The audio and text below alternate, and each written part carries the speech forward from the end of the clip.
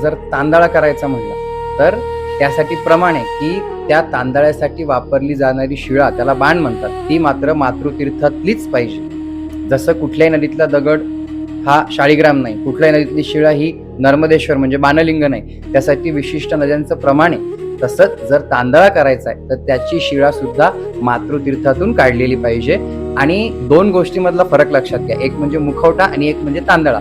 मुखवटा हा तांब्याचा, पितळेचा, चांदीचा, सोन्याचा अशा धातूंचा असतो. पण जिथं रेणुका मातेची उपासना परंपरा आहे, जिथं देवस्थान म्हणजे जसं येडेश्वरी आहे, कारल्याची एकवीर आहे, जसं माहूर आहे, प्रत्येक ठिकाणी मातेचा शेंदूर लेपितच विग्रह आहे. आणि कारल्याला सुद्धा एकवीर आहे माता, तिथे तुम्ही बघा की जो मूळ विग्रह आहे तो शेंदुराचा आहे, त्याच्यावर नंतर तो मुखवटा बसवला जातो. म्हणून जर तुम्ही तांदळा म्हणताय तर तो तस्मात शास्त्रम प्रमाणमते की मातृतीर्थातून शिळा काढून त्यावर तुम्हाला जिथे योग्य वाटेल तिथून तो तांदळा त्याच्यावरती तयार करून घ्यावा, तर त्याला तांदळा म्हणण्याचं विधान आहे. अन्यथा तो मुखवटा आहे.